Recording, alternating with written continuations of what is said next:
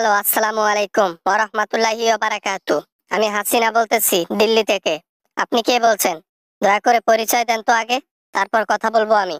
হ্যাঁ হ্যাঁ, ওয়ালাইকুম আসসালাম ওয়া রাহমাতুল্লাহি ওয়া বারাকাতু। পরিচয় না দিয়ে কি আর কথা বলবো? পরিচয় দিয়েই কথা বলবো। আমি রুমিন ফারহানা বলতেছিলাম, বাংলাদেশ থেকে। ও আচ্ছা, রুমিন ফারহানা, তুমি কেন আমাকে ফোন করছো? তুমি তো আমাকে ফোন করার কথা না। হ্যাঁ, হঠাৎ করে আমাকে ফোন দেওয়ার কারণটা কি? কিছু হয়েছে দেশের মধ্যে নাকি?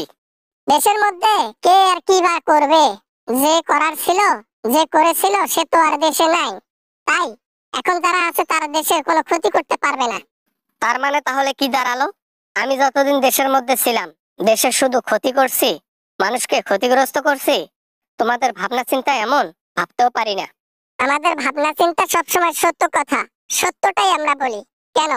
আপনি থাকতে উন্নয়নের নামে চুরি করেন নাই? আপনি থাকতে কাঁচামালের দাম বৃদ্ধি পায় নাই? বলেন তো। কে চুরি করে না? সবাই চুরি করে। দোষ শুধু আওয়ামী লীগের ঘাড়ে চেপে বসে, আর কিছু না। আর রইলো কাঁচামালের কথা, কাঁচামালের দাম সব সময় বৃদ্ধি হয়। আপনি থাকতে তো 1200 টাকা কেজি পর্যন্ত মরিচের কেজি উঠেছিল। কই, এখন তো 1200 টাকা ওঠে না। সর্বোচ্চ হলে মরিচ না থাকলে 200 টাকা পর্যন্ত ওঠে, আপনার মতো না। যে সুখে বাংলাদেশে আছে, বাংলাদেশের জনগণ যে সুখ উপভোগ করতেছে, এ সুখ আর বেশি দিন নাই। তাদের কপালে কাল বৈশাখী ঝড় হয়ে আমি চলে আসব।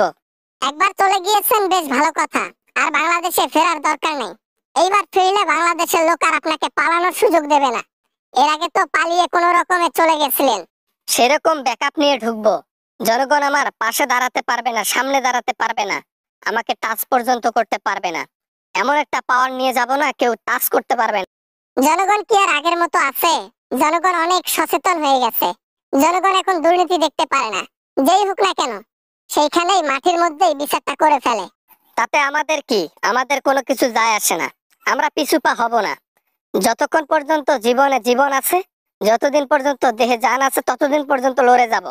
আপনি যদি আরো 500 বছরের লড়ে যান, তারপরও আওয়ামী লীগ ক্ষমতায় আনতে পারবেন না।